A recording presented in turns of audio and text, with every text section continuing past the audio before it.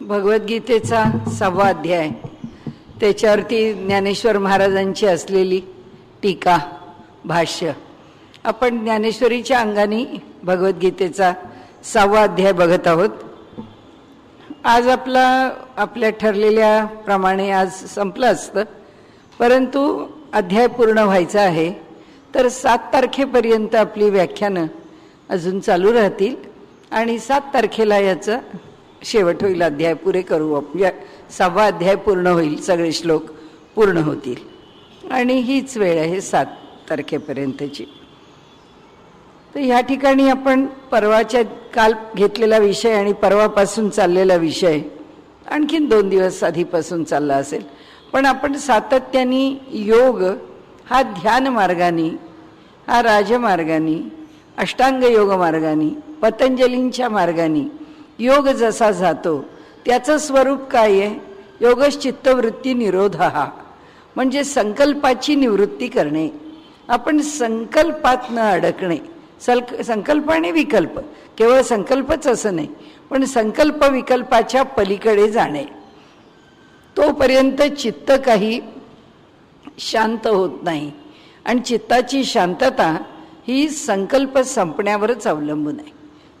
त्यामुळे ही जी सिद्धी आहे या योगाची, ती योगसिद्धी प्राप्त होण्याकरता माणसाचं चित्त नियंत्रणात आणलं पाहिजे. त्या नियंत्रणात आणण्याला निरुद्ध चित्त किंवा जे चित्त नियंत्रणात आलेलं आहे त्या चित्ताला निरुद्ध चित्त असं म्हणतात.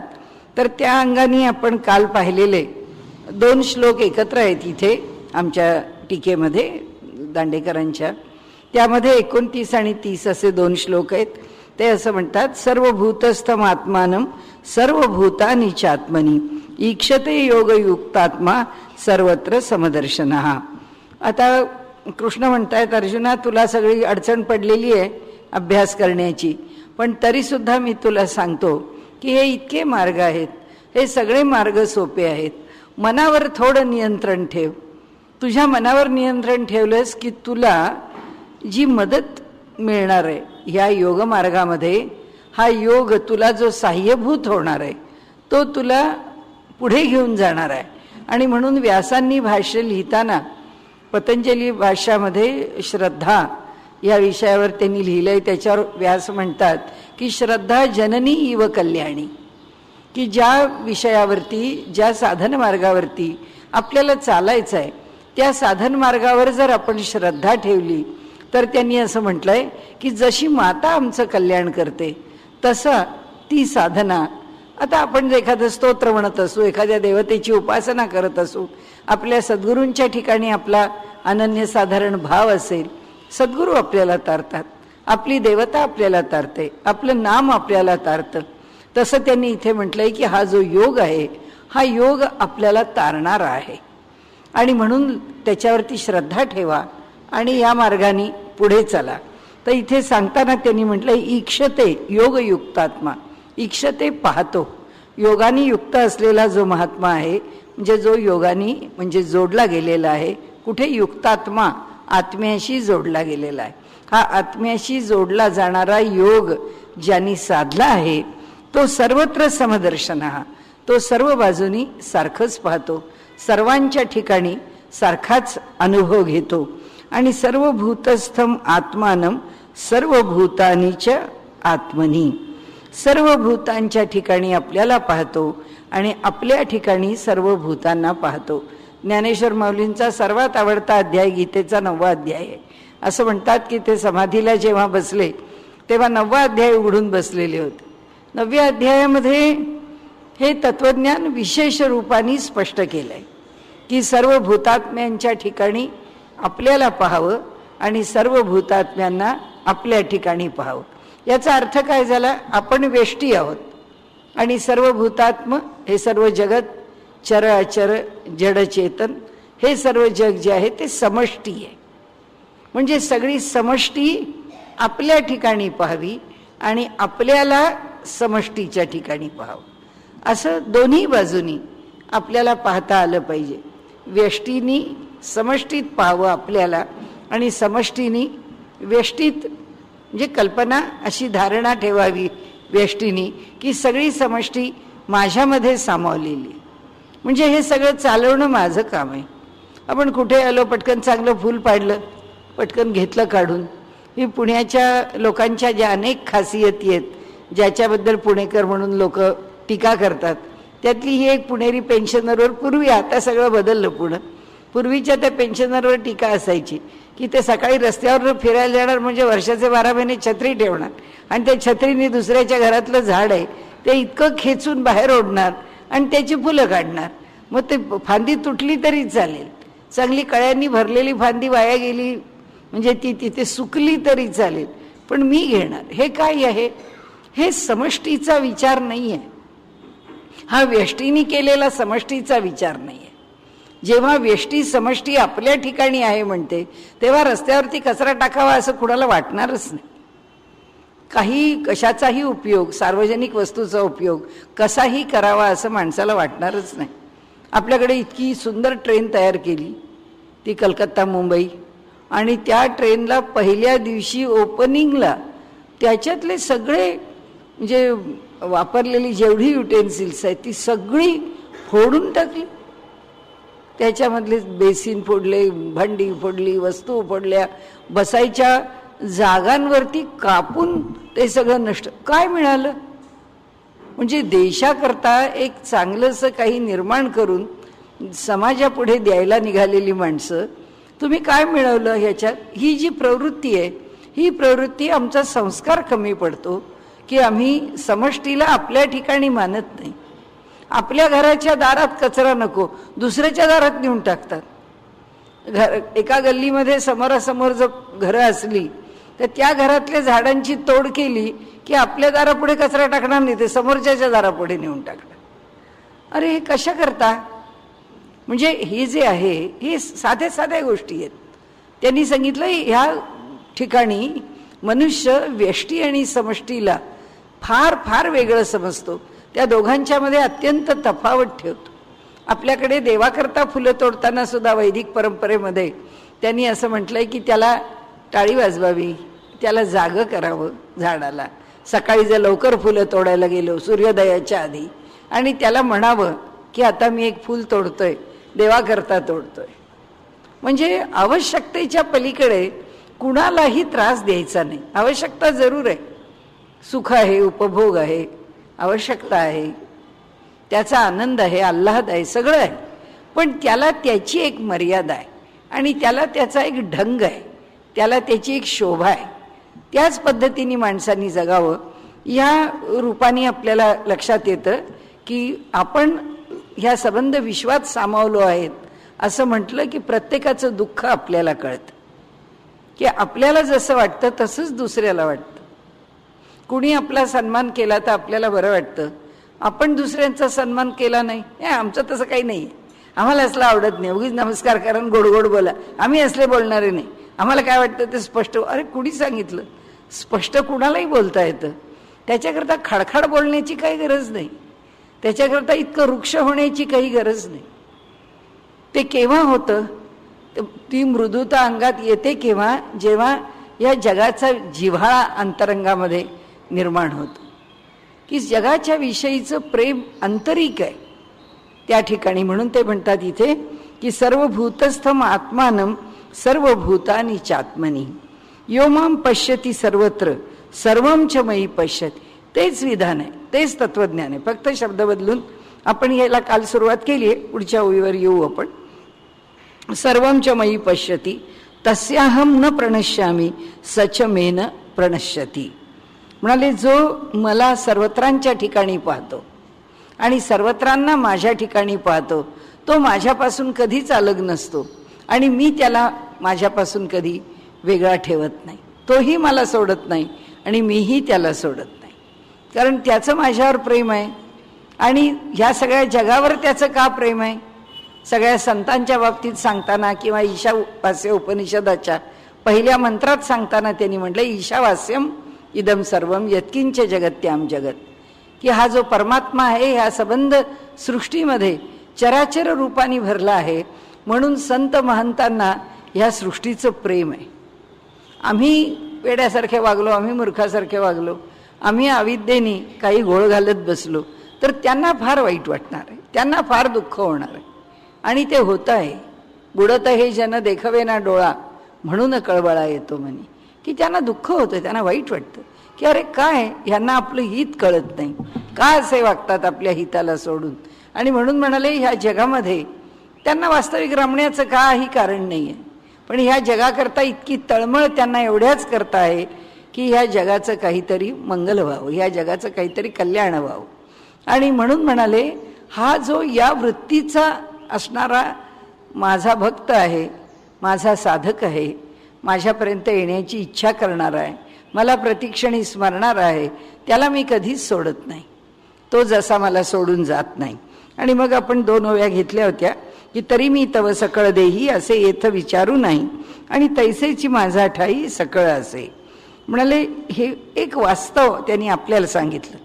म्हणाले तो मला तरी मी तव सकळ देही आणि असे येथ विचारू नाही. मी सर्व जीवांच्या मध्ये भरून राहिलेलो आहे का? अहो देव असा भरलेला असेल का हो? असा याच्यावर विश्वास, तुमचा विश्वास आहे का अशावरती की तो देव आहे तो सगळीकडे भरून राहिलाय असं जो म्हणणार आहे त्याला माऊलींनी उत्तर दिलंय. त्याला माऊलींनी असं उत्तर दिलंय, ते म्हणाले तरी मी तव सकळ देही. तुला सांगतो म्हणाले वस्तुस्थितीच अशी आहे की मी सर्वांच्या देहामध्ये भरून राहिलेलो आहे, असे येथ विचारू नाही. या ठिकाणी या माझ्या विधानावरती विचार करण्याची बिलकुल आवश्यकता नाही, करूच नका म्हणाले. आणि तैसेची माझा ठाई सकळ असे. आणि त्याचप्रमाणे हे सगळे जीव मात्र माझ्याच ठिकाणी आहेत, त्या सगळ्यांना स्थान माझ्याच ठिकाणी आहे. हे ऐसेची संचले परस्परे मिसळले बुद्धी घेपे येतुले हो आवेगा. म्हणाले हे असंच जग सगळं बनलेलं आहे. संचल म्हणजे साठलं, म्हणजे एकत्रित झालं. तर म्हणाले हे ऐसेची संचले, हे अशाच प्रकारे हे जग आहे ते एकवटलेलं आहे, बनलं आहे. परस्परे मिसळले, एकमेकांमध्ये मिसळलेलं आहे. व्यष्टी समष्टीशिवाय राहू शकत नाही, समष्टी व्यष्टीशिवाय राहू शकत. दोघं एकमेकांच्या वरती अवलंबून आहेत. आणि म्हणाले बुद्धी घेपे येतुले, पण बुद्धीने मात्र हे ग्रहण केलं पाहिजे की जर तर झाड पाला सगळं काही आलं, जर सगळं धनधान्य आलं, जर फळफळावळ आलं, जर फुलं, जर त्याच्याच बरोबर असणाऱ्या शोभिवंत वस्तू म्हणजे जे जे उगवून येतं, जे फक्त शोभेचं आहे, जे सुवासिक आहे, हे सगळं जर उगवून आलं तर ते आम्हाला सगळ्यांना असं वाटेल. ते म्हणतात की बुद्धी घेपे तुले हो आवेगा, तर ही सृष्टी चालणार आहे. हे एकमेकांच्या वरती अवलंबून आहे. हे ऐसेची संचले परस्परे मिसळले. आता रोज नवीन ब्रीड येतं, रोज हायब्रीड जे होतं, जे संकरित करतात, त्याच्यामध्ये काय जगभरामध्ये सुवासिक फूल भारत सोडला तर कुठं मिळत नाही. आणि आम्ही आमच्याकडचं प्रत्येक सुवासिक फूल खराब करतो. कशा करता? तर जास्त त्याचं पीक पाहिजे म्हणून. आता पहिली सुंदर गावरान शेवंती बघायला मिळत नाही. आता तर ह्या 2 वर्षामध्ये जशी शेवंती आणली आहे त्याला शेवंती सुद्धा म्हणता येत नाही, इतकं उग्र आणि असा जंगली वास. सगळं चाललं कशा करता? पैशा करता. हा फायदा कोणाचा? व्यष्टीचा. मला वैयक्तिक त्याच्यातनं फुलाचं बाग शेती केली तर मला 2 लाख सुटले पाहिजे, त्याच्यात 3 लाख सुटले पाहिजेत.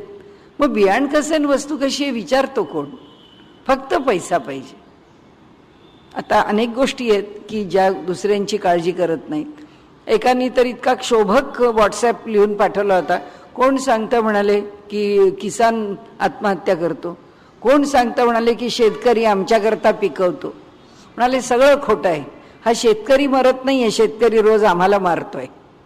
वाटेल तशा प्रकारची खतं वापरून, वाटेल तशा प्रकारची शेती करून ते अन्न बाजारात आणून फक्त आमच्या मरणाची सोय करतोय. तो काय मरतोय? तो त्याला पिकवतोय, त्याला पाहिजे तसं. त्यांनी कधी जमिनीची पर्वा केली?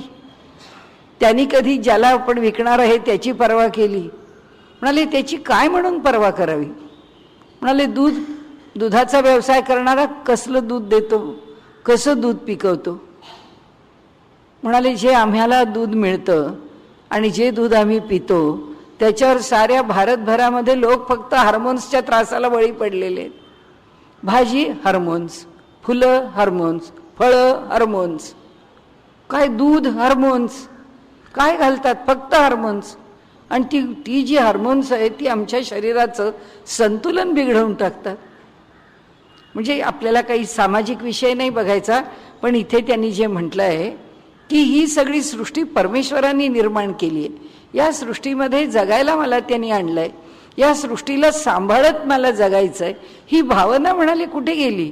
ज्ञानेश्वर महाराज सांगतात ती एकच सत्य आहे, फक्त बुद्धीने ती घेतली पाहिजे. बुद्धीला ती भावना म्हणाले कळली पाहिजे. एरवी तरी अर्जुना जो एकवटली या भावना, सर्वभूती अभिन्ना माते भजे. म्हणाले एरवी तरी अर्जुना, अर्जुना आता तुला दुसरं सांगतो की जो एकवटली या भावना, ऐक्य भावानी तो जो या ठिकाणी पाहतो, सर्वभूती अभिन्ना, सर्व भूतमात्रांच्या ठिकाणी मी अभिन्न रूपाने भरलो आहे, हे जेव्हा तो पाहतो ऐक्य भावनेनी त्या सर्वांच्या ठिकाणी एकरूप होऊन पाहतो, अभिन्ना माते भजे, तोच माझी सेवा करतो, तोच माझी उपासना करतो. भज सेवायाम भक्ती जी व्याख्याच केली आहे. भज म्हणजे सेवा करणे, आणि मग भजपासून आपण भजन शब्द घेतो आणि त्याच्यामध्ये उपासनेशी तो जास्त जोडतो. तर मुळामध्ये भज हे सेवेकरता वापरले आणि सेवा कोणत्याही प्रकाराने भक्ती आहे असं म्हटलंय. असा तो ऐक्य भावानी माझी भक्ती करतो. भूतांचेनी अनेकपणे, अनेक नोहे अंतःकरणे, केवळ एकत्वची माझे जाणे, सर्वत्र जो. म्हणाले अनेक भूत आहेत. भूत मात्र किती प्रकारचे? 84 कोटी, तर 84 लक्ष तर योनीच आहेत. आणि संबंध जगाची लोकसंख्या तर अब्जामध्ये आहे. इतक्या सगळ्यांच्या ठिकाणी भूतांचेनी अनेकपणे, इतके जीव मात्र अनेक रूपाने भरलेले आहेत. अनेक नोहे अंतःकरणे, पण त्यांच्या हृदयामध्ये असलेला मी जो आहे त्यांच्यामध्ये काही बदल होत नाही आणि त्यांच्या अंतःकरणामध्ये द्वैत निर्माण होत नाही. हे सगळे वेगळे वेगळे वेगळे आहेत. म्हणजे तुम्हाला म्हणाले असं वाटेल की अर्जुना अरे हा प्रत्येक जो जीव आहे तो एकापेक्षा एक वेगळा आहे. नाही म्हणाले, त्याच्या अंतःकरणामध्ये, त्याच्या हृदयामध्ये जे चैतन्य आहे, जो जीव आहे, त्याच्यामध्ये काही भेद नाही. तो तसाच आहे, तो एकच आहे. म्हणून अनेक नोहे अंतःकरणे, केवळ एकत्वची माझे जाणे, सर्वत्र जो सगळ्यांच्या अंतःकरणात मीच आहे हे जाणतो.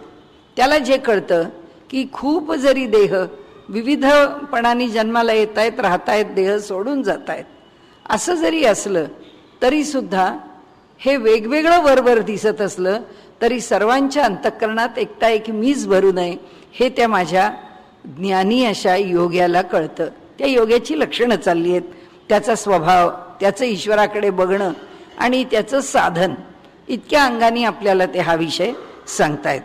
म्हणाले मग तो एक हा मिया, बोलता दिसतसे वाया, एरवी न बोलिले तरी धनंजया, तो मीची आहे.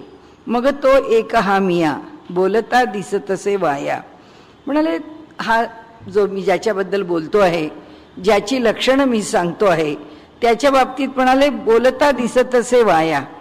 म्हणाले मी जर बोलतोय तर तुम्हाला वाटेल हे काय त्याच्याबद्दल एवढी लक्षणं सांगतायत, पण तुम्हाला सांगतो सगळ्यांसारखाच दिसतो तो, सगळ्यांपेक्षा काही वेगळा नाही. एरवी न बोले तरी धनंजया, तो मीची आहे. मी जरी एवढं सगळं नाही बोललो आणि तुला प्रत्येक वेळी सांगितलं नाही की तो माझ्यामध्ये आहे, तो सगळ्यांच्या ठिकाणी मला बघतो आणि तो आपल्या ठिकाणी सगळ्यांना बघतो, तो माझ्यापेक्षा काही वेगळा नाही, हे सगळं मी बोलत असलो, तो अगदी 4 माणसांसारखा दिसत असला तरी सुद्धा म्हणाले तो आणि मी, आमच्या दोघांच्यामध्ये काही अंतर नाही. म्हणजे बोलता दिसतसे वाया, दीपा आणि प्रकाशा, एक वंचीचा पाडू जैसा, तो माझा ठाई तैसा, मी तया माझी. दृष्टांत दिला की दिवा आहे आणि दिव्याचा प्रकाश आहे. ते कसे? एक वंचीचा पाडू म्हणजे अगदी 100% सामरस्य आहे, 100% एकरूपता आहे, 100% एकच आहे.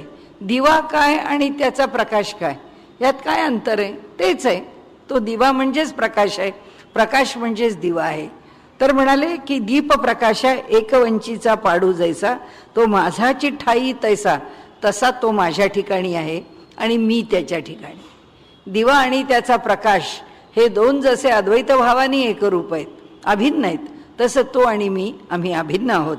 जैसा उदकाचेनी आयुष्य रसू म्हणाले, जमिनीमध्ये जिथं पाणी असतं त्या पाण्यामध्ये अशा मुरलेलं पाणी असलेल्या जमिनीमध्ये थोडं थोडं खणलं की लगेच ओलावा येतो, त्यातला ओलावा कधी नष्ट होत नाही.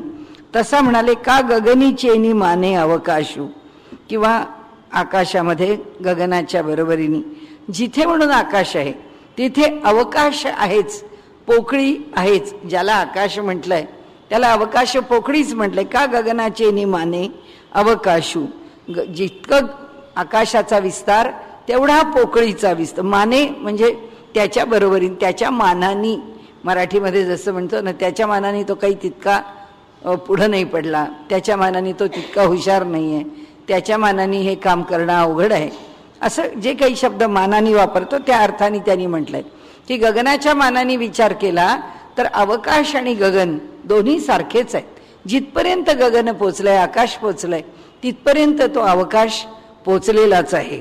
तैसा माझे नि रूपे रूपसू, तसा तो माझ्या रूपाने रूपाला आलेला आहे, म्हणजे माझं एकत्व जाणून तो पुरुष तोगा. माझे नि रूपे रूपसू, माझ्या रूपाचं, माझ्या असण्याचं, सर्वत्र असणारं माझं अभिन्नत्व जाणून तो म्हणाले माझ्याशी एकरूप होऊन राहतो आणि ह्या जगाला आत्मभावाने पाहत राहतो.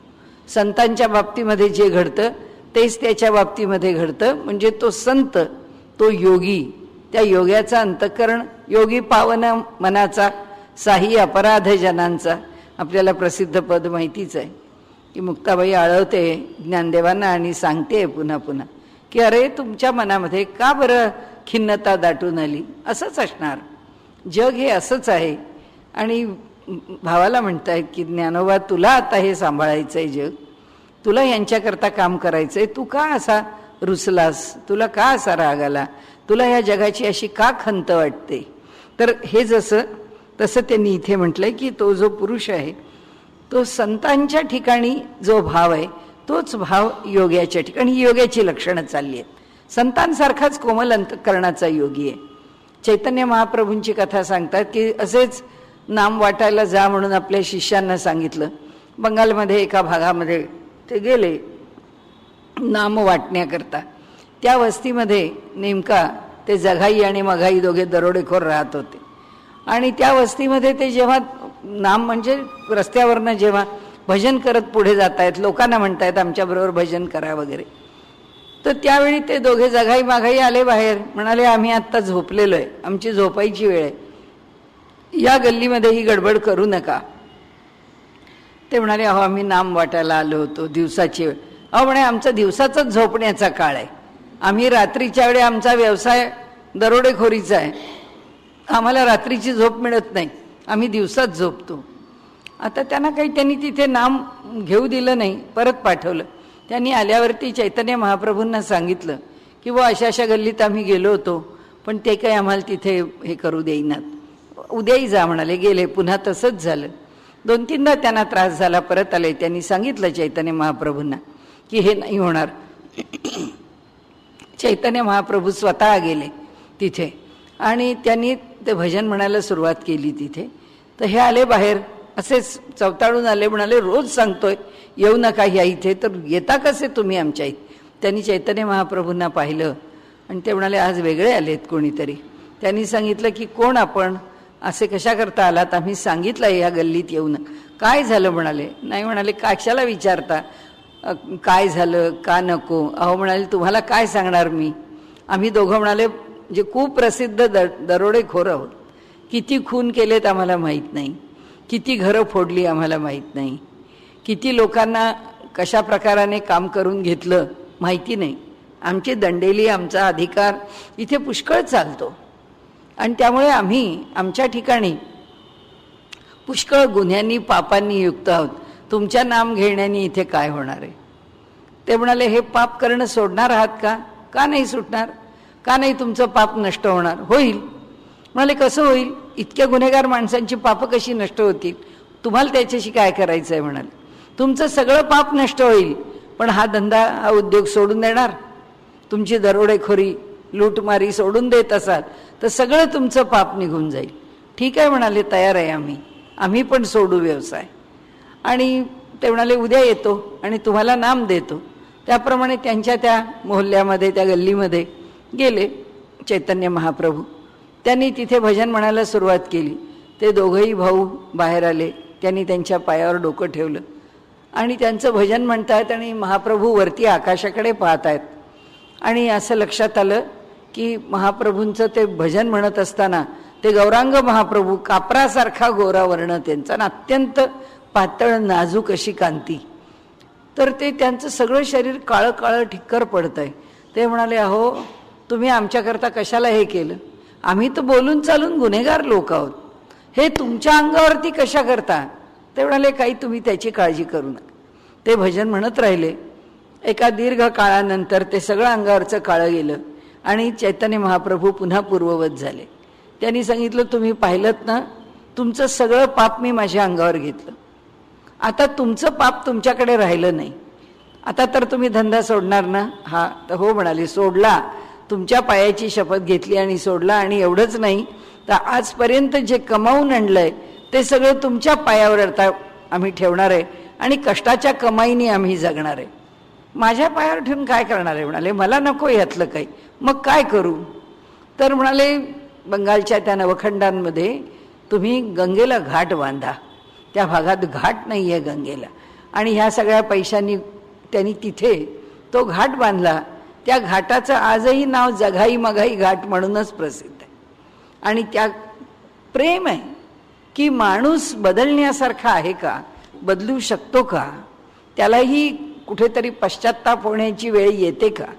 येत असेल आणि तसा तयार असेल तर संत त्याला बदलल्याशिवाय राहत नाहीत. कारण आत्मनी पश्यती, स्वतःच्याच ठिकाणी सगळ्यांना पाहतात. त्यामुळे कुणालाही त्रास व्हावा, दुःख व्हावं, त्यांनी वाईट वागावं, त्याच्याकडनं चूक व्हावी आणि त्याला ते सगळं कर्माच्या रूपाने त्याचं फळ म्हणून भोगायला लागावं असं होता कामा नये, असं म्हणाले त्यांना वाटतं. सर्वभूतस्थितम यो माम भजतेकत्वम स्थितः अस्थितः सर्वथा वर्तमानोपि स योगी मयि वर्तते. सर्वभूतस्थितम यो माम भजते एकत्वम अस्थितः, हा एकत्वानी म्हणजे माझं एकत्वानी असणं जाणून, सर्वभूतस्थितम यो माम, सर्व भूतमात्रांच्या ठिकाणी, यो म्हणजे जो, माम म्हणजे मला, सर्व भूतमात्रांच्या ठिकाणी राहणाऱ्या मला, भजती एकत्वम, तो काय करतो? माझी सेवा एकत्व भावानी करतो. म्हणजे मी एकटा एक, माझं एकत्व कर, जसा तो कर्तुम अकर्तुम अन्यथा कर्तुम आहे की सगळं काही तो करू शकतो, तसं तो एकमेवा द्वितीय आहे. तो एकटा एक आहे, त्याच्याशिवाय दुसरं कोणी नाही. आणि म्हणाले, हे भजती एकत्वम अस्थितः, माझ्या ठिकाणी जे एकत्व आहे ते जो तो जाणतो. सर्वथा वर्तमानोपी, म्हणाले देहाच्या सर्व उपाधींनी युक्त असणारा असून सुद्धा स योगी मयी वर्तते, तो योगी माझ्या स्वरूपाला प्राप्त झालेला असतो. तो त्याचा व्यवहार करतो, लोकव्यवहारामध्ये अनेक गोष्टी प्राप्त करतो, सगळं होत असतं. कदाचित मोठा व्यापारी असेल, राजा जनकासारखा, तर राजाच आहे तो, पण तो ब्रह्मज्ञानी पुरुष आहे.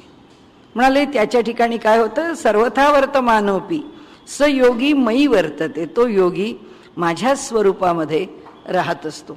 बाह्य व्यवहार त्याचा जरी जगताप्रमाणे चाललेला असला तरी सुद्धा त्याचा अधिकार जो आहे तो ब्रह्मस्वरूपाला असणाऱ्या स्वस्वरूपाची प्राप्ती झालेल्या आत्मज्ञानी पुरुषासारखी आहे. जेणे ऐक्याची ये दिठी सर्वत्र मातेची किरीटी, देखिला जैसा पटी तंतू एक. ज्याला ऐक्य कळलं, ऐक्याची या दिठी, ऐक्याच्या दृष्टीने सर्वत्र मातेची किरीटी, जो सर्वदूर फक्त मलाच पाहतो, माझ्याशिवाय अन्य कोणाला पाहत नाही. देखिला जैसा पटी तंतू एकू, वस्त्र आहे, त्या वस्त्रामध्ये जसा मनुष्य तंतू पाहतो. कोणी दुसऱ्याची साडी बघितली की काय हो, कोणती साडी आहे कळली नाही, नाही हो इंदूरच आहे, नाही हो ती अमकीच आहे, पटोलाच आहे, अरे वा हे वेगळं डिझाईन आहे, लक्षात नाही आलं. पण आहे काय ते, ती पटोला का म्हणते? कारण तिला माहिती आहे तिथला जो तंतू आहे तो सांगितला की हिला त्या साडीचा प्रकार नक्की कळेल. त्याला हो हो या टाईपची आहे का ती, बरं बरं. म्हणजे ते म्हणाले मनुष्य इतकी वस्त्रप्रावरणं गोळा करतो, इतक्या हौसेनी, ही साडी माझ्याकडे नाही आहे आता ती घ्यायला पाहिजे, ती वस्तू आपल्याकडे नाही आहे ती घ्यायला पाहिजे. हा जो संग्रह आहे, हा संग्रहाचा खेळ कोणता आहे? हाच जगन्मिथ्याचा. भासमान होणार आहे ना वेगवेगळं वस्त्र. नाही तर सगळ्यांनी एकसारखी पांढरी वस्त्र आपण घातली असती, पेहराव केला असतं तर काय बिघडलं असतं? काही बिघडलं नसतं. पण आमचं त्याच्यात मन लागत नाही. रोज डाळ भात खाल्ला असता तर काही बिघडलं नसतं. पण त्या आमटीच्या किती प्रकार, की रोज कितीही केले तरी पुन्हा आपण म्हणतो त्या आमटीचा रोज खाऊन खाऊन कंटाळा आला, तीच चव. म्हणजे माणसाला जे वैविध्याचं आकर्षण आहे त्यांनी सांगितलं तसं नाही. हा ऐक्याच्या दृष्टीने मला सर्वत्र पाहतो, देखीला जैसा पटी तंतू एकू. की जसं कापड पाहिलं की आपण ओळखतो हे सिल्क आहे, कापड पाहिलं की आपण म्हणतो अरे हे तर हातमाग आहे, हाताने विणलेलं कापड आहे, हँडलूम आहे. अशा प्रकारे म्हणाले काय बघतो त्यातला आपण? डिझाईन नाही पाहिलं, कापड पाहिल्यावर हाताने तंतू पाहिला की ह्याचा तंतू पॉलिस्टर आहे, ह्याचा तंतू रेशमी आहे का ह्याचा तंतू सुती आहे. तसा का स्वरूपे तरी बहुते आहाती. जसं या पटाला किंवा जसं दिसणाऱ्या जगताला भिन्न भिन्न नामरूपाने पाहताना ते म्हणतात की किती स्वरूप आहेत परमात्म्याची. परी तैसी सोनी बहुवे न होती. आता दृष्टांत दिला. आता कशाला दिला? या जगाच्या बरोबर सोन्याचा, की सोनं आहे आणि त्या सोन्याचे कितीही अलंकार घडवले तरी कमी आहे. प्रत्येक जण म्हणतो आमच्या महाराष्ट्राची पद्धत वेगळी, आंध्रवाला म्हणतो आमची वेगळी, कर्नाटकवाला म्हणतो त्यांची वेगळी, खाली मेंगलोरवाला म्हणतो त्यांची वेगळी, आणि सौरव गांगुली तर म्हणतो बंगालसारखं दागिना कुठं बनतच नाही, दागिन्यांमध्ये आमचं बंगाल अग्रेसर आहे.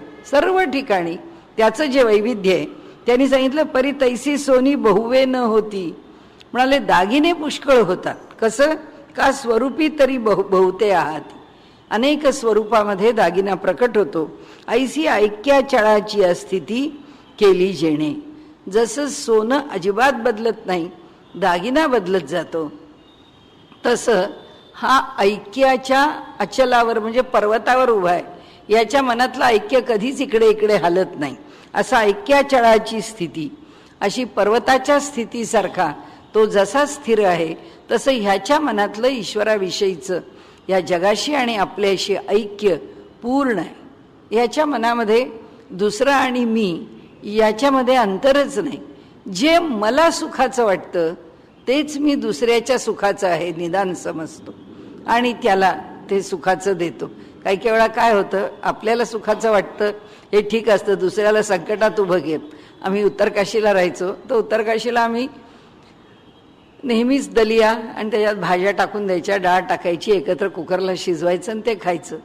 तर त्या अशाच एक वयाने खूप मोठ्या 85च्या पुढे होत्या, पण त्या आल्या होत्या राहायला. त्या म्हणाल्या बरं आहे एकच कुकर लावला की झालं का? म्हणाले हे आपलं खायला बरं आहे, रोजचं व्याप नको, काही नको, एक कुकर धुवून टाकला, तुमचं तुम्ही काय अभ्यास करायचं आहे, काय जपजाप्य करायचं आहे, करायला मोकळ्या. तर मग त्यांना म्हटलं की आमचे गुरु होते तिथे, तेव्हा ते म्हणाले की आज तुम्ही ना दुसरं काही खाऊच नका, आज आमचंच जेवण जेवा. तर आता त्या आल्या माझ्या खोलीत, मला म्हणाल्या अगं तू काही स्वयंपाक करणार आहेस की नाही वेगळं? हे असलं म्हणल्या मला नाही खायला जायचं बेचव. हे काय आहे की जोपर्यंत दुसऱ्याच्या वेळी असतं ना, ऐसी ऐक्याचळाची स्थिती केली जेणे. म्हणाले ही जी स्थिती आहे दुसऱ्यापर्यंत असते तोपर्यंत बरं असतं. प्रत्येकच गोष्ट आपण आत्ता म्हटलं ना की जे आपल्याला योग्य वाटतं ते दुसऱ्याला द्यावं, पण जे आपल्याला योग्य वाटतं ते त्याला योग्य वाटेलच असं नाही आहे. त्याच्या अंतःकरणाची प्रसन्नताच आपल्याला बघावी लागते.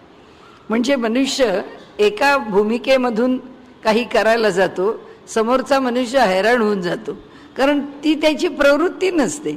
याला वाटतं अरे यांनी काय फरक पडतो? काही पडत नाही.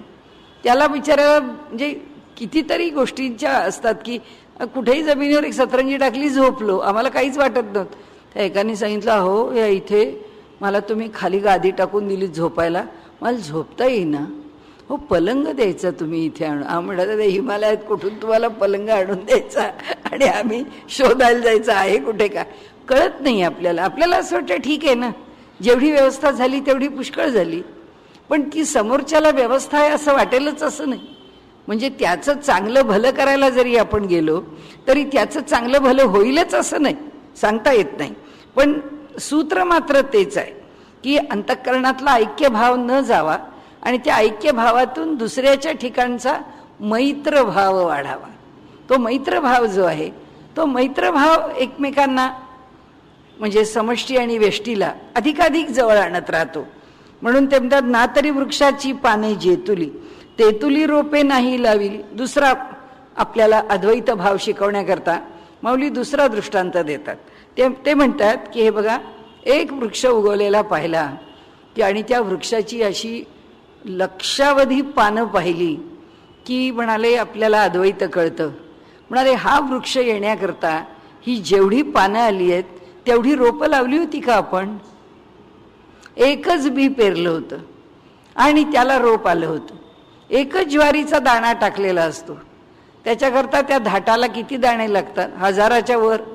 एक कणीस तोडून काढलं 1000 दाणे, त्या 1000 दाण्यांकरता लावला एकच दाणा.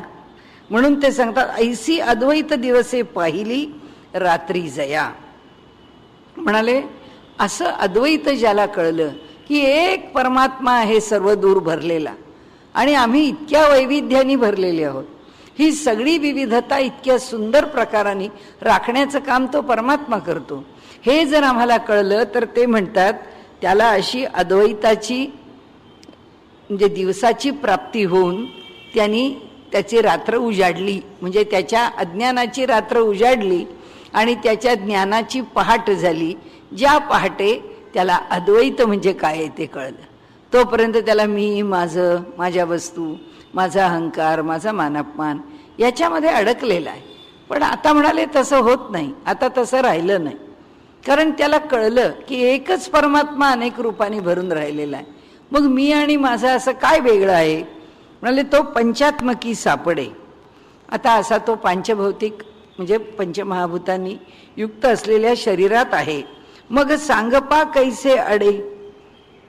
पण म्हणाले देहात्मता घेऊन मनुष्य राहिला तर याच म्हणजे देह हेच माझं सर्वस्व आहे, ही देहात्म बुद्धी जी आहे त्या बुद्धीने राहिला तर तो अडकेल.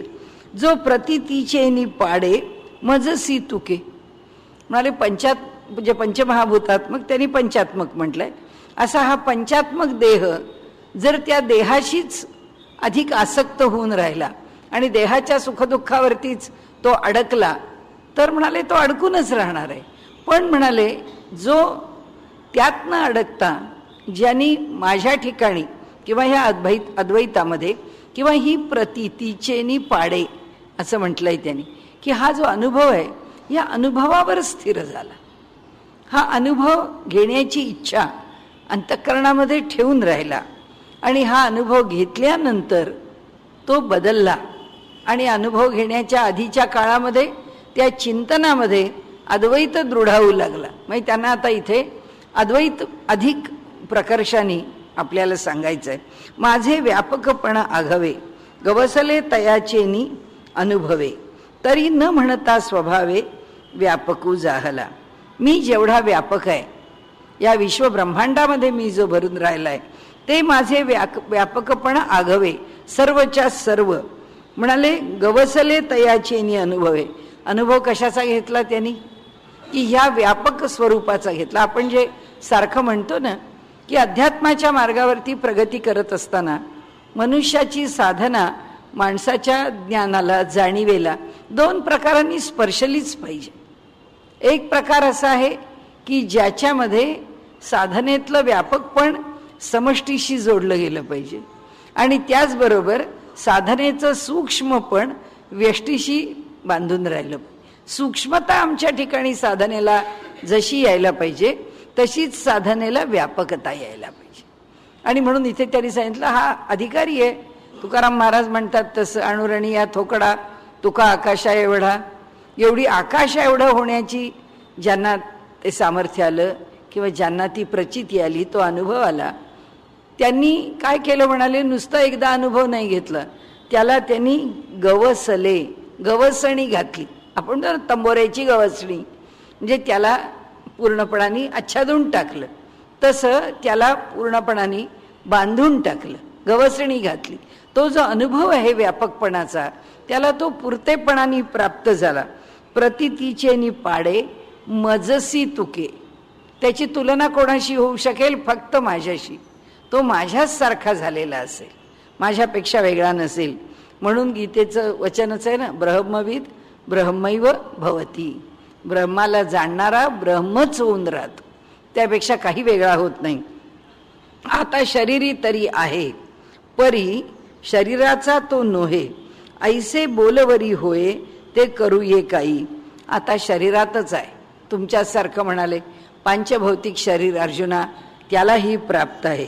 परी शरीराचा तो नोहे, पण शरीरामध्ये तो अडकलेला असत नाही, तो अडकत नाही, आसक्त होत नाही. ऐसे बोलवरी होय ते करू ये काही.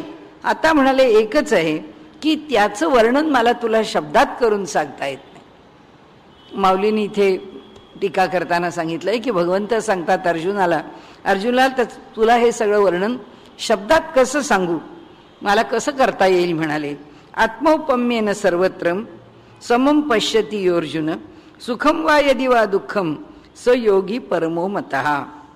म्हणाले आपलेपणाने आत्मौपम्येन सर्वत्र समम पश्यती अर्जुन, जसं आपल्या बाबतीत बघण्याची दृष्टी आहे तसं आपलेपण घेऊन तो सर्वत्र सर्वदूर समत्व भावाने पाहत राहतो. जो असा अर्जुना, जो असा कोणी राहतो, सुखम वा यदि वा दुःखम, म्हणाले काहीही असो, सुखाची स्थिती असो वा दुःखाची स्थिती असो, तो त्या श्रेष्ठ स्थितीमध्येच राहतो, तो त्याच साम्यावस्थेमध्ये राहतो. असा योगी परमो मतः, असा जो योगी आहे, स योगी परमो मतः, असा जो योगी आहे तो परमपदाला प्राप्त होतो, श्रेष्ठ पदाला प्राप्त. पर्याय सांगत चाललेत, लक्षणं वेगवेगळी दिली की सुख असो की दुःख असो, सुख दुःखेण गुरुणापी विचाल्यते, तो अजिबात हलत नाही. आपल्याला आलेल्या अनुभवाशी तो आपलं मनाची स्थिती जोडत नाही, आपलं मन, आपलं अंतःकरण अत्यंत स्थिर भावाला ठेवतो. म्हणून आता इथे सांगतात की आपण काय उचलावं, एवढं तरी घ्यावं की काही मनाच्या विरुद्ध मनाप्रमाणे घडलं तर मनाप्रमाणे घडलं म्हणून फार माणसानी हर्षानी उसळू नये, किंवा दुःख झालं म्हणून कोसळू नये, दोन्ही करू नये. मनुष्याने मन जितकं अधिकाधिक साम्यावस्थेला आणता येईल तितकं आणावं. कारण का, समत्वम योग उच्यते. योग म्हणजे समत्वाला येत राहणे, सर्व बाबतीत. खाणं आहे, पिणं आहे, झोप आहे, हालचाल आहे, व्यवहार आहे, व्यापार आहे, मनाच्या वृत्ती आहेत, क्रोध आहे, लोभ आहे, मत्सर आहे, निरनिराळ्या प्रकारच्या त्याच्यामध्ये असणाऱ्या इच्छा, आकांक्षा आदी गोष्टी आहेत. सगळ्याला हळूहळू हळू करत साम्यावस्थेला आणावं. म्हणून असो ते विशेषे आपण पया सारिखे, जो चराचर दिसे अखंडित. म्हणून आता असो ते विशेष आहे, ते आता वर्णन करणं राहू दे म्हणाले, तुला पुष्कळ सांगितलं. आपण पया सारिखे, जो चराचर देखे अखंडित. अखंडित द्वंद्व मानत नाही. त्या चराचरामध्ये हे माझ्या जवळचं, माझ्या लांबचं, हे उपयोगाचं, हे निरुपयोगी, इथे माझा स्वार्थ आहे, इथे मला त्याचा विचार करायची गरज नाही, असं तो मनामध्ये काही ठेवत नाही. अखंडित जो चराचर देखे, त्या चराचरांच्या ठिकाणी तो जो मनाने द्वंद्व ठेवत नाही, आपल्यासारखाच सगळ्यांना एक भावानी पाहतो. सुखदुःखादी वर्मे का शुभाशुभे कर्मे, दोन्ही ऐसी मनोधर्मे नेण्याची जो. तसंच म्हणाले सुखदुःखासारखी वर्मे म्हणजे जे मर्म आहे, की हे दोन्ही आमच्या मर्मावर आघात करणारे आहेत, किंवा आमच्या अगदी हृदयस्थानाला आपल्याकडे म्हटलं ना, मर्मबंधातली ठेवही, की मर्म जे पूर्णपणाने आमच्या अंतःकरणाला अनुकूल करणारं विशेष स्थान, म्हणून मर्मबंधात तर ठेवलेली ठेव आहे ती. तर तशीच मर्म आहेत आमच्या देहामध्ये, की जी आम्हाला दुःखाच्या वेळी आम्हाला त्रास होतो. माणसाचं ब्लड प्रेशर वाढतं, त्याचं पाल्पिटेशन वाढतं, त्याला हार्मोनल प्रॉब्लेम्स येतात, काय होत नाही, अनेक गोष्टी घडत जातात. त्याच्या ठिकाणी सगळं असंतुलन सुरू होतं. म्हणाले हे काय आहे, हे मर्माचं आहे. दुःखादी मर्मावर आपण म्हणतो ना, त्यांनी अगदी माझ्या वर्मावर बोट ठेवलं, त्यांनी माझ्या मर्मावर बोट ठेवलं. हे जे आहे का शुभाशुभे कर्मे, किंवा शुभ आणि अशुभ जी कर्म आहेत दोन्ही ऐसी मनोधर्म. कर्म कोणती असू दे, सुख देणारं असू दे, दुःख देणारं असू दे, त्याच्यामध्ये शुभ कर्म असू दे, अशुभ कर्म असू दे, तो एकाच भावानी एकाच मनस्थितीमध्ये तो ती कर्म करतो. नेणेची जो, दोन्ही ऐसी मनोधर्मे नेणेची जो. त्याच्या मनामध्ये हे काही वेगळं वेगळं आहे हे त्याच्या ठिकाणी येतच नाही. त्या दोघांच्या विषयी त्याच्या मनामध्ये वेगळे वेगळे भाव येतच नाही.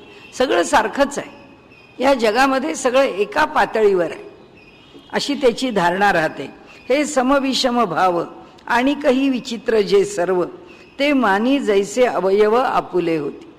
म्हणाले हे सुखदुःखच नाही, हे शुभ अशुभच नाही, ही पापपुण्यात्मक कर्मच नाहीत, पण जगातल्या अनेक गोष्टी आहेत की ज्या गोष्टी अनेक प्रकारे कराव्या लागतात, अनेक प्रकारे बोलाव्या लागतात, अनेक प्रकारे माणसं त्याचे अर्थ काढतात. त्या घडणाऱ्या गोष्टी आपल्याला त्रास देऊ शकतात, त्याचं स्पष्टीकरण द्यावं लागतं, क्वचित त्याच्याशी झगडावं लागतं. म्हणाले काही घटना घडतात, पण म्हणाले जे घडेल, जे करावं लागेल, ती प्रत्येक गोष्ट, तो मनुष्य हे आपल्या देहाचे अवयव आहे. आपल्या देहाला जर गळू झालं आणि ते जर हातावरती झालेलं आहे तर हातावरती ते गळू कापलंच पाहिजे. आपल्या डोळ्याला त्रास झाला तर डोळ्याचं आरोग्य सुधारण्याकरता औषध घेतलंच. आपले अवयव आहेत, ते धडधकट राहिले पाहिजेत ना. त्याकरता मनुष्य जसं राहतो, व्यवहार करतो, तसा या जगामध्ये सुद्धा जगाचं कल्याण आणि व्यष्टीपेक्षा समष्टीचं कल्याण, व्यापक विचार, की हा वैयक्तिक आपला काय फायदा देईल, नाही, हा त्या व्यक्तीचा फायदा काय आहे आणि त्या व्यक्तीला तसं असण्यात त्याचं काय हित आहे, की हे ज्याला कळलं, हे ज्यांनी ते कळून व्यवहार केला. मोदींनी जेव्हा आठवण सांगितली अटल बिहारींची, त्या ठिकाणी जेव्हा त्यांचं शेवटचे अंत्यसंस्कार चालू होते तेव्हा त्यांनी सांगितलं की अहो आम्ही त्यांना कसं विसरणं शक्य आहे. कारण म्हणाले मी संघाचं काम करत परदेशामध्ये 20 वर्ष भटकत होतो, परदेश सारखा फिरत होतो, अगदी पिंजून काढला होता परदेश म्हणाले मी. आणि मी त्यानंतर भारतामध्ये आलो. भारतात आल्यानंतर म्हणाले त्यांची भेट घेतली. त्यांनी मला सांगितलं की अरे कितने साल अभी भटकने वाला है, अब यहाँ आ जाओ, गुजरात की इलेक्शन आपको लढणी आहे. म्हणाले मला गुजरातमध्ये आधी स्थिर केलं, मला तिथं मुख्यमंत्री केलं. म्हणाले आम्हा सर्वांना घडवण्याचं काम कोणी केलं, त्यांनी. त्यांना जो स्वार्थी होतं म्हणलं असता बरं आहे ना, आपला एक माणूस परदेशामध्ये आपलं संघटनेचं कार्य करत बसलेला आहे, पण त्याची कुवत काय आहे, तो काय करू शकतो, त्या माणसाला कसा घडवला तर कसा होईल, हा विचार करणारा माणूस खूप मोठ्याच मनाचा असावा लागतो. त्याच्याशिवाय असं होऊ नाही शकत. कुठेतरी दुसऱ्याचे गुण जाणून घेऊन मोठ्या मनाने, जसं नेहरूंनी संसदेमध्ये अटलजींचं पहिलं भाषण ऐकलं, 57 साली निवडून गेले आणि ते म्हणाले की आप अगला पंतप्रधान होने के लायक हो. त्यांनी तेव्हाच त्यांना आशीर्वाद दिला की तुम्ही पंतप्रधान होण्याचं, तुमचं मेटल पंतप्रधान होण्याचं आहे. अशी जी माणसं आहेत की ती मोठी उगीच नाही होत. त्यांचं जे मोठेपण आहे त्या मोठेपणामध्ये एक व्यापकपण असतं, एक व्यापक दृष्टी असते. आणि म्हणून ते आपल्याला सांगतात की इथे की जैसे मानी अवयव आपुले होती, हे एक एक काय सांगावे, जया त्रैलोक्याची आघवे, मी ऐसे स्वभावे बोधा आले. म्हणाले एक एक गोष्टीचा दृष्टांत काय देऊ मी तुम्हाला, कोणत्याही विषय घ्या म्हणाले. त्या कोणत्याही विषयांचा जरी विचार केलात तरी सुद्धा हा म्हणजे सर्व काही मीच आहे, म्हणजे परमात्माच आहे, ह्याच भावानी या त्रैलोक्याकडे पाहतो. तयाही देह एकू कीर आथी, लौकिकी सुखदुःखी तया ते म्हणती, परी आम्हा ते ऐसीची प्रतीती परब्रह्मची हा. म्हणाले त्यालाही सगळ्या लोकांना जसा एकच देह आहे तसाच देह आहे. जसे आम्हाला कान नाक डोळे हात पाय आहेत तसेच त्यालाही आहेत. म्हणाले तो काही कोणापेक्षा वेगळा नाही आहे, सर्व लोकांसारखाच तो आहे. लौकिकी सुखदुःखी तया ते म्हणती, लौकिकामध्ये त्यालाही सुख आहेत त्यालाही दुःख आहेत, त्यांच्याही घरामध्ये अडचणी आहेत, त्यांच्याही घरामध्ये काही ना काहीतरी समस्यांना तोंड देत देत पुढे जावं लागतं आहे. दुःखाचे डोंगर कोसळत आहेत, काय त्यांच्या आयुष्यात घडत नाही असं नाही होतं. म्हणाले परी आम्हा ते ऐसीच प्रतीती, लोकांना पाहिला तो चार माणसांसारखाच दिसतो, त्याच्यात काही फरक दिसत नाही. पण आम्हाला मात्र म्हणाले अनुभव हाच येतो की परब्रह्मची हा साक्षात म्हणाले परब्रह्म आहे, त्यापेक्षा काही वेगळा नाही. म्हणून आपण पा विश्व देखीजे आणि आपण विश्व होईजे, हे मात्र गीतेचं आणि विशेषतः ज्ञानेश्वरांचं की ज्याच्यावर त्यांनी भर दिलाय. म्हणून ते म्हणतात म्हणूनच तो आपण स्वतः आपल्यामध्ये विश्व पाहतो, विश्व देखीजे आणि आपण विश्व होईजे, आणि जो स्वतः विश्व होतो. ऐसे साम्यची उपासीजे पांडवागा. म्हणाले अशाच प्रकारचं जे साम्य आहे त्या साम्याची तू उपासना कर. की इथे ह्या ठिकाणी तुला जर हा साम्य भाव प्राप्त झाला, आता तुला काही अभ्यास करावा लागणार आहे का म्हणाले याच्याकरता. तुझ्या ठिकाणी जगाला पाहा, तू जगाच्या ठिकाणी स्वतःला पहा, याच्यात तर तुला काही करावं लागणार नाही ना. म्हणून आता या ठिकाणी हे तू ते बहुती प्रसंगी हा उपदेश मी तुला आत्तापर्यंत म्हणाले अनेक वेळा केला. आम्ही म्हणू याच लागी, म्हणून म्हणाले याच्याच करता अत्यंत सोपेपणाने या मार्गाने पुढे जाण्याकरताच म्हणून म्हणाले आम्ही म्हणू याची लागी, जे साम्या परवती जगी प्राप्ती नाही. साम्य भाव अंतःकरणामध्ये ठेवण्यासारखा लाभ ह्या जगामध्ये म्हणाले दुसरा नाहीये. कारण या जगात दुसरं कोणतं साधन आहे की जे इतक्या सहजपणाने प्राप्त होईल. एक फक्त मनाची धारणा आहे की जी अखंड ठेवावी आणि त्या धारणेने आपण राहावं. अर्जुन उवाच योयम योगस्त्वया प्रोक्तः साम्येन मधुसूदन एतस्याहम न पश्यामी चंचलत्वात स्थितीम स्थिराम. तो पण काही कमी नाही आहे, तोही बारीक बारीक बारीक आपल्या अडचणी उभ्या करतोच आहे. अर्जुनाने सांगितलं अयम योगस्त्वया प्रोक्तः, हा योग जो तुम्ही आम्हाला सांगितलात, साम्येन मधुसूदन, जो योग समदर्शी योग म्हणून प्रसिद्ध आहे की कसं बघावं माणसानी, समदर्शी भावानी पाहावं. तर ते म्हणतात साम्येन मधुसूदन एतस्याहम न पश्यामी. पण हा योग काही मी करू शकत नाही. त्याचं कारण असं की चंचलत्वात स्थितीम स्थिराम. म्हणाले मन इतकं चंचल आहे की ते कोणत्याच ठिकाणावरती राहणार नाही. की मनाने जर ठरवलं हे जगामध्ये मी असा मला पाहतो तर ती स्थिती क्षणभर पण टिकणार नाही. अनेक शंका कुशंका म्हणाले मनात सुरू होतील. आत्ताच आपण म्हटलं की नाही की एक भाव मनामध्ये ठेवला की जे आपल्याला रुचतं पटतं आवडतं ते दुसऱ्याला तसंच आवडतं असं म्हणावं, त्या बिचाऱ्याला हैराण करायची वेळ येईल. जे आपल्याला पटतं ते त्याला पटतं म्हणायचं असेल तर होत नाही म्हणाले असं. तो म्हणतो अहो असं काही करायला गेलो की त्याच्याबरोबर माझ्या डोक्यामध्ये अनंत शंकाच उभ्या आहेत म्हणाले. त्या सगळ्या शंकांचं काय करायचं, त्या सगळ्या अडचणींचं काय करायचं. म्हणून ते चंचलम ही मन कृष्ण प्रमाथी बलवत दृढम तस्याहम निग्रहम मन्ये वायोरिवसु दुष्करम. म्हणाले भगवंता दुसरी अडचण सांगतो की मनाची चंचलता हे सगळं करताना मला अडचणीत येईलच किंवा अडचणीत आणेलच, याबद्दल शंकाच नाही. पण म्हणाले मनाचा स्वभावच मुळात चंचल आहे. चंचलम ही मन कृष्ण प्रमाथी बलवत दृढम. क्षोभ आहे त्याच्या ठिकाणी, क्षोभक आहे, प्रक्षोभक आहे. असं एकदम जर उसळलं ना तर म्हणाले चांगला दणका देऊन जाईल. माणूस रागवत नाही म्हणतो फार शांत हो फार शांत हो. आणि त्याचा जर एकदा ताबा सुटला किंवा त्याला जर खरंच राग आला तर मग तो जे दणादण सुरू करतो, माणूस म्हणतो अरे बापरे ह्याला शांत समजत होतो, असं हे काही शांत नाही आहे मनुष्य, चांगला रागीट आहे. म्हणाले प्रक्षोभक आहे मन. जितकं तो नियंत्रणात ठेवील, सांभाळील, संयम करील. आणि जर त्याचा संयम एका क्षणी सुटला तर मन क्षोभात जाईल, म्हणजे मोठा स्फोट होईल त्याचा. आपण म्हणतोच ना की आत्तापर्यंत सगळं सांभाळलं, त्याचा अगदी स्फोट झाला. आणि प्रमाथी बलवत दृढम, बलवान आहे. मन इंद्रियच आहे आणि इंद्रियग्राम बलवानच आहे, तसं मनही बलवानच आहे. दृढम, ते सुद्धा ऐकत नाही, वळवायला अगदी कठीण आहे, मोठं आडमुठ आहे. आणि त्यामुळे तस्याहम निग्रहम मन्ये, मला तर असं वाटतं की त्या मनाचा निग्रह करणं हे वाऱ्याची मोट बांधण्यापेक्षा सुद्धा फार अवघड आहे.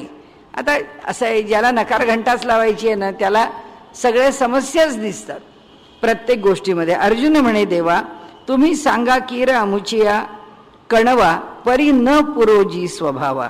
अर्जुन म्हणतो, देवा तू खरं सांगशील तर म्हणाले तुझ्या मनात आमच्याविषयी फार कळवळ आहे, म्हणून तो हे नाही ते नाही ते नाही ते. अर्जुना यातलं काय स्वीकारशील बाबा, जे जमेल ते घे, पण ह्या योगाचा अभ्यास करायचा आहे ना तुला, तर तुला पर्याय देतो. भले ते कुंडलिनी योग तुझ्या तेरे बस की बात नाही होगी, नाही तुला जमणार आहे, ते तुझ्याच्यानी होणार नाही, नको होऊ दे, पण सोपं सोपं तर देतो, ते तर घे.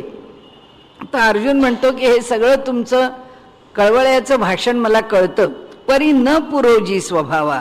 पण म्हणाले आमचा स्वभाव किंवा आमचं मन या सगळ्या पुढे टिकत नाही ना, आमचा काही त्या ठिकाणी लाग नाही ना.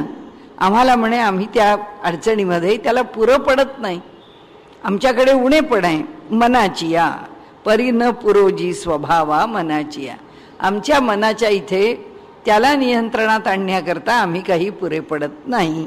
हे मन कैसे केवढे ऐसे पाहो म्हणे तरी न सापडे, एरवी रहाटावया थोडे त्रैलोक्य या. अर्जुनाची दुसरी डिफिकल्टी तो सांगतो, ही एक अडचण आहे की म्हणाले अहो हे मन केवढं, ते काय लहान आहे, त्याला शोधायला जाऊ म्हटलं तर सापडत नाही. आज या क्षणी इथं आहे तर पुढच्या क्षणी तिथं आहे. म्हणाले कुठं शोधायला जायचं, शोधेपर्यंत ते आणखीन कुठे तिसरीकडे निघून गेलेलं असतं. म्हणाले शोधायला मिळत नाही, पण एरवी त्याला रहाटायला म्हणजे भटकायला हे त्रैलोक्य तरी पुरं पडतं का. या त्रैलोक्याच्याही पलीकडे जाऊन भटकणार आहे, त्याला सांभाळणारे आम्ही कोण, त्या मनाच्यावर आवर घालणारे आम्ही कोण, आम्हाला जमणार नाही. म्हणाले म्हणून ऐसे कैसे घडेल जे मरकट समाधी येईल, का राहे म्हणली या राहेल महावातू. म्हणून म्हणाले अहो तू काय सांगतोस भगवंता, हे किती अवघड आहे मनाला संयमित करणं. मला म्हणाले कळतं आहे त्याच्यामधून की हे माझ्याच्यानी होऊ शकणार नाही. म्हणाले एखादा माकड समाधी ज्यावेळी घेईल, म्हणजे इतक्या चंचल वानराला जर समाधी घेता आली, किंवा जर म्हणाले मोठं वादळ आलंय सुनामीसारखं आणि त्या वादळाला जर आम्ही रोखू शकलो तरच म्हणाले आम्हाला असं म्हणता येईल की मनाला रोखता येईल. जे बुद्धी ते सळी, म्हणाले जे आम्हाला छळतं बुद्धीला, निश्चया ते टाळी, आम्ही केलेला निश्चय पार ढासळून टाकतं, तो चारी मुंड्या चित करून टाकतं आम्हाला. धैर्येसी हात फळी मिळवून जाय, आणि आमच्या अंतःकरणातलं जे धैर्य आहे त्या हातावर तुरी देऊन ते पसार होऊन जातं. ते केव्हा निघून गेलं आम्हाला कळत सुद्धा नाही. आपण एखादं काही म्हणायला लागलो, काही पाठ म्हणायला लागलो, विष्णू सहस्रनाम म्हणता म्हणता त्याच्यात संचार पुष्कळ आहेत, कोणत्या संचारावर आम्ही कुठं जाऊ, अरे हे सगळं म्हटलं होतं आता आपण पुन्हा तेच कारण मन नसतं ना तिथं, हे सुटलो त्याच्यापासून आम्ही दाही दिशा. म्हणजे जे विवेका ते भुलवी, संतोषासी चाड लावी, बैसीजे तरी हिंडवी दाही दिशा. म्हणाले विवेक करायला गेलो म्हणजे योग्य अयोग्य जर त्याचा निर्णय करायला गेलो तर आम्हाला ते भुलवतं, भुलभुलैयात टाकतं की आपण आपल्या मनासारखा निर्णय नाही, आपण केलं काही चुकलं नाही आहे, अहो असं करावंच लागतं, त्याला काय करणार. की म्हणजे आपण केलेल्या गोष्टीचं लगेच जस्टिफिकेशन, आपण आपलं समर्थन देत राहतो. आणि हे कसं बरोबर आहे, म्हणजे विवेक कसा व्हायचा हो, आम्ही जे केलंय ते नेहमीच बरोबर म्हणत गेलो तर आम्हाला सुधारण्याची संधीच नाही कधी, कारण कायम आम्ही बरोबरच. तसं म्हणाले संतोषाशी चाड लावी, केव्हा आमच्या मनातली शांतता घालवून टाकील सांगता येत नाही. बैसीजे तरी हिंडवी दाही दिशा. चांगले एका जागेवर बसून जप करतोय, एका जागेवर बसून ध्यान करतोय. म्हणाले कुठं ध्यानात बसू देतं ते, 10 ठिकाणी आम्हाला फिरवतं. आम्ही बसलेलो असतो एका जागेवर.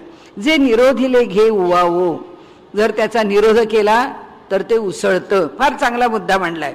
जया संयमूची होय सावावो. अहो म्हणाले ध्यानाला बसायचं कशा करता, मनावरती नियंत्रण यावं म्हणून. पण गंमत अशी आहे की मनावर नियंत्रण आणायला गेलं की ते मन नियंत्रणात येण्याऐवजी जास्तच खळबळ करतं, ते अधिकच बाहेर पडतं, उसळून येतं. ते मन आपुला स्वभाव सांडिल काही. आणि म्हणाले आता ते मन त्याचा पळून जाण्याचा स्वभाव सोडणार आहे का? कुठला तुझा निरोध भगवंता? कुठं सांगतोस तू जप कर, कुठं सांगतोस तू ध्यान कर, कुठं सांगतोस तू मनाला वळव? कुठलं मन वळवतोय म्हणाल? मन वळतच नाही, उलट वळवायला गेलं की ते अधिक पळायला लागतं. म्हणाले सांडिल काही. म्हणून मन एक निश्चळ राहेल, मग आम्हासी साम्य येईल, हे विशेषही न घडेल तया लागी. त्यामुळे भगवंता तू बोलतोस याच्यात मला काही फारसं स्वारस्य वाटत नाही. म्हणजे मन एक निश्चळ राहील, अवघड गोष्ट होणार नाही. मग आम्हासी साम्य येईल, येणार नाही. आमचं मन साम्यावस्थेला म्हणजे आमची बुद्धी साम्यावस्थेला येईल, येणार नाही. हे विशेषही न घडेल तया लागी. यातलं काहीही तिथे घडणार नाही. आमचं मन जसं आहे तसंच वागणार आहे असं अर्जुनाने म्हटलं. मग आता भगवंत सांगतात तो विषय आपण उद्या घेऊ.